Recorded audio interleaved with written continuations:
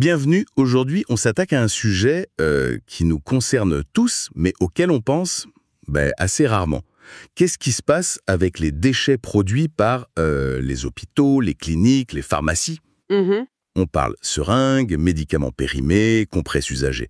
Tout ça. Oui, c'est ça. Alors pour y voir plus clair, on va se plonger dans une présentation assez pointue, Gestion des déchets 2024 par le docteur Mejdouli Hicham. L'idée c'est de comprendre ensemble comment tout ça est géré, parce que c'est évidemment crucial, pour notre santé et pour l'environnement aussi. Absolument. Et pour bien commencer, la source pose une définition de base. Qu'est-ce qu'un déchet? Et c'est assez large, en fait. Ah oui? Oui, il s'agit de tout résidu qui vient d'un processus, que ce soit l'extraction de matières premières, la fabrication d'un produit, sa consommation, son utilisation, ou même des processus comme la filtration ou le contrôle qualité. Finalement, c'est tout objet ou matière dont on se débarrasse ou qu'on doit éliminer pour éviter de poser problème. Un problème pour la santé, j'imagine. Oui, pour la santé humaine, la salubrité publique ou notre environnement. Ça pose le cadre général, quoi, avant de parler spécifiquement du médical. D'accord. Donc une définition qui couvre vraiment beaucoup de choses. Mais ce qui nous intéresse ici, ce sont spécifiquement les déchets médicaux et pharmaceutiques. J'imagine qu'ils ne sont pas tous traités de la même façon. La présentation doit sûrement entrer dans ce détail. Tout à fait, c'est même le point de départ essentiel. Le document insiste sur une classification très précise de ces déchets. D'accord. Et c'est cette classification qui va conditionner toute la chaîne de gestion derrière. En gros, il y a 4 grandes catégories. 4 catégories. Ok. Allons-y. Par quoi commence-t-on? J'imagine par ce qui semble le plus, évidemment, risqué. Exactement. La catégorie 1, ce sont les déchets qui présentent un risque d'infection. C'est la catégorie danger biologique, si on veut. Mhm. Ça couvre plusieurs choses. D'abord, tout ce qui pourrait contenir des microbes, des virus, des bactéries ou leurs toxines capables de nous rendre malades. Ensuite, on y met aussi les organes ou les morceaux de tissus, humains ou animaux, qu'on ne peut pas vraiment identifier à l'œil nu. D'accord. Un autre point très important de cette catégorie, ce sont les objets piquants ou tranchants. Aiguilles, scalpels, lames. Ah oui, les fameux piquants tranchants. C'est ça. Qu'ils aient servi ou non d'ailleurs, le simple fait qu'ils puissent blesser et potentiellement transmettre une infection suffit. Et enfin, on trouve dans cette catégorie les produits sanguins ou leurs dérivés qui sont périmés, abîmés ou qui n'ont pas été utilisés complètement. D'accord. Ça couvre pas mal de choses potentiellement dangereuses, ça. Tout ce qui pique, coupe ou qui est biologiquement contaminé, en gros. C'est logique de les isoler. Et la suite, quelle est la deuxième catégorie?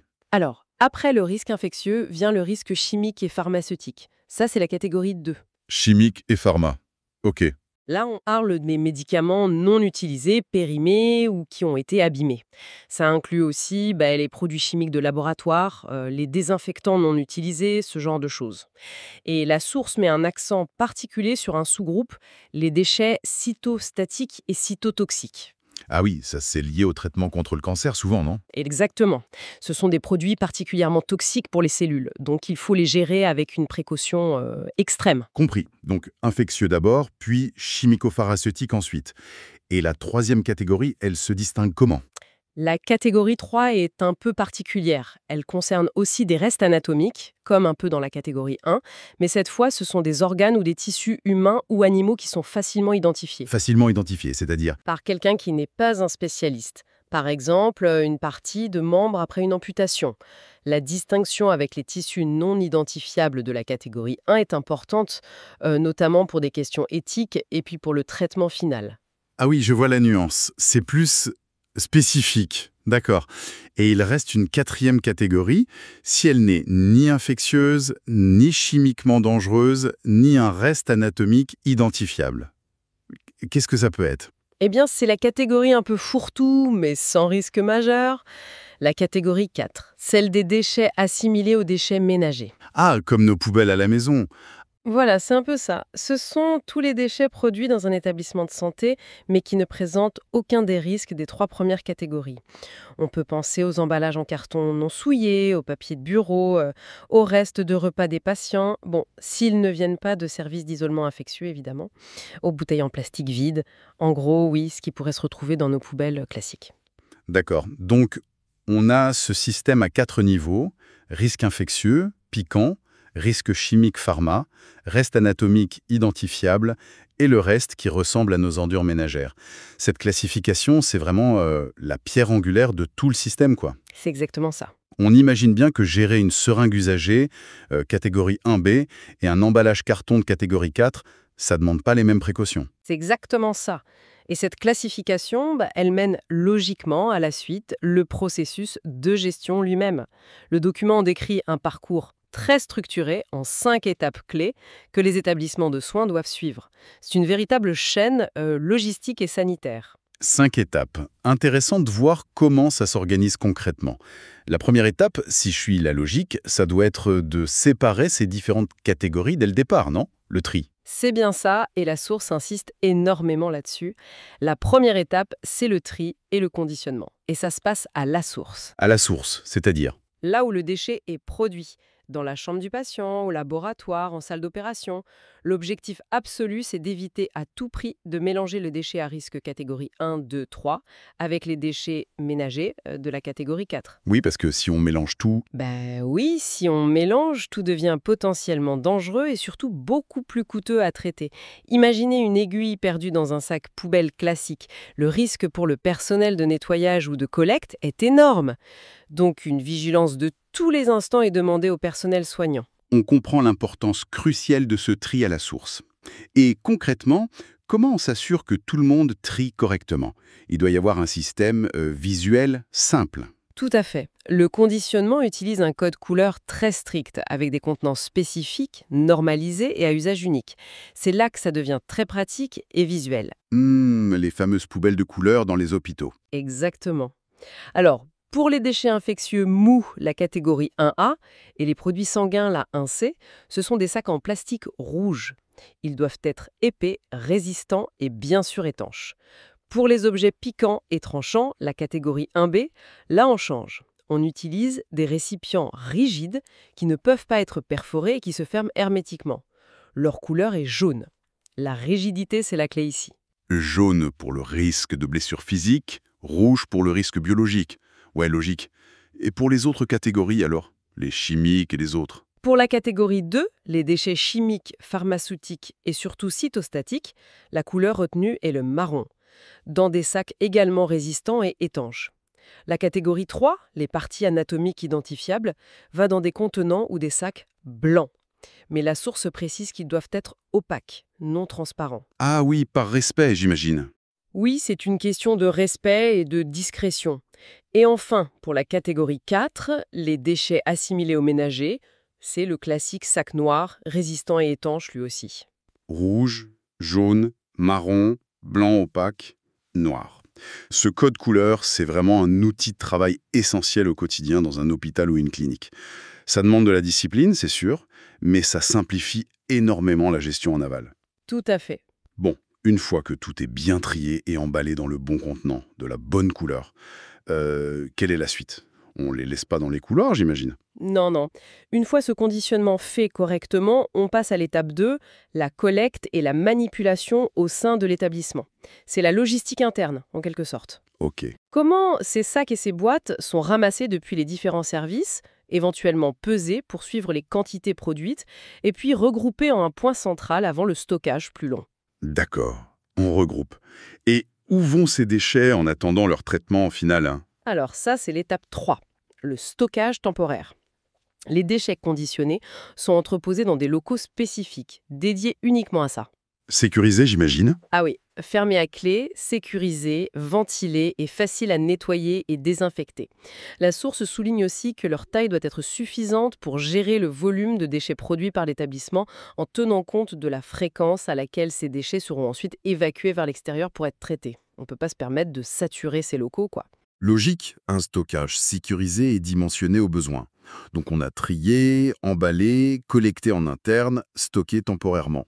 L'étape 4, ça doit logiquement être le déplacement de ces déchets vers leur lieu de traitement définitif, le transport. C'est ça. Et le transport est lui aussi très encadré. La source distingue bien 2 phases. Ah, D'abord, le transport à l'intérieur de l'établissement, depuis les services vers le local de stockage central, ou depuis ce local vers le point d'enlèvement. Pour ça, on doit utiliser des chariots spécifiques, réservés uniquement à cet usage. Pas question d'y mettre le plateau repas, hein. Surtout pas. Interdiction formelle de transporter autre chose avec ces chariots, que ce soit du linge propre, des repas ou du matériel médical stérile. Le risque de contamination croisée est trop grand. C'est une précaution de bon sens. Et pour sortir les déchets de l'établissement, pour les amener vers le site de traitement. Alors là, pour le transport à l'extérieur, vers une unité de traitement qui peut être sur le site de l'hôpital s'il est très grand, mais le plus souvent c'est un site externe spécialisé, la règle est la même. On utilise des véhicules dédiés. Des camions spéciaux. Oui, spécialement conçus ou aménagés pour transporter ces types de déchets en toute sécurité. Ils sont souvent réfrigérés pour les déchets anatomiques ou infectieux si le trajet est long. Et là encore, ces véhicules ne transportent que ça. La traçabilité est essentielle, on doit savoir où vont les déchets du départ à l'arrivée. C'est donc un processus hyper contrôlé, de la chambre du patient jusqu'au camion qui quitte l'hôpital. On arrive à la fin de la chaîne logistique, la 5e et dernière étape, le traitement et l'élimination finale. Quel est le but principal ici? Rendre ces déchets inoffensifs? C'est l'idée centrale, oui, surtout pour les catégories à risque et la 1 et la 2. L'objectif premier du traitement est de réduire massivement la charge en agents pathogènes, en gros de tuer les microbes ou de neutraliser les produits chimiques dangereux. Il s'agit de transformer ces déchets pour qu'ils ne présentent plus de danger pour la santé publique ou l'environnement avant leur élimination finale. Élimination qui se fait souvent dans des décharges spécifiques ou après incinération. Et c'est là que ça devient techniquement intéressant, j'imagine. Il n'y a pas une seule méthode universelle, si. La source doit évoquer différentes techniques. En fonction du type de déchets, des quantités, des réglementations locales et puis des technologies disponibles. Alors par exemple, Il y a par exemple la neutralisation. C'est une technique souvent utilisée pour les déchets chimiques ou pharmaceutiques. On les mélange avec du ciment, de la chaux ou d'autres liants et de l'eau pour former une masse solide, un peu comme du béton, quoi. on les bétonne en quelque sorte. Ok. C'est un peu l'idée. Ça permet d'immobiliser les substances toxiques et d'éviter qu'elles ne s'échappent dans l'environnement une fois en décharge. Malin. Quelles sont les autres options? L'incinération, j'imagine. Oui, une méthode très connue, c'est l'incinération. On brûle les déchets à très haute température, souvent plus de 850 degrés, voire 1100 degrés pour certains déchets dangereux. Ça détruit tout ça. Ça réduit drastiquement le volume, ça détruit les microbes et beaucoup de composés chimiques toxiques. Par contre, ça génère des cendres qu'il faut gérer, les mâches fer, et des fumées qu'il faut traiter très rigoureusement pour éviter la pollution de l'air. D'accord. Une autre grande famille de techniques, c'est la désinfection. Là, le but n'est pas forcément de détruire la matière, mais de tuer les germes. Ça peut se faire par la chaleur, L'autoclave, comme pour stériliser les instruments. Exactement, on parle d'autoclavage, un peu comme une stérilisation à la vapeur sous pression. Ça peut se faire aussi par des produits chimiques, comme l'eau de javel concentrée ou d'autres désinfectants puissants, ou alors par une méthode plus high-tech, les micro-ondes. attendez, des micro-ondes, comme dans la cuisine, mais pour les déchets, comment ça marche ça? Ça semble presque contre-intuitif. C'est pourtant une technologie éprouvée et décrite dans la source. Le principe est assez ingénieux en fait. Les déchets, souvent préalablement broyés pour augmenter la surface d'exposition, sont humidifiés. On les mouille. Oui. Ensuite, on les expose à un champ de micro-ondes intense. Les micro-ondes, elles agitent les molécules d'eau présentes dans les déchets, ce qui provoque une montée en température très rapide et homogène, au cœur même des débris. Ah, d'accord. C'est cette chaleur humide, la vapeur en fait, qui va détruire les micro-organismes pathogènes. Après ce traitement, les déchets sont considérés comme désinfectés et peuvent souvent rejoindre la filière des ordures ménagères classiques après avoir été rendus méconnaissables par le broyage. Impressionnant. Une sorte de stérilisation par micro-ondes géant, c'est malin. Et il y avait encore une autre méthode mentionnée dans la source, je crois, NRDP, pour les trucs vraiment dangereux. Oui, l'encapsulation.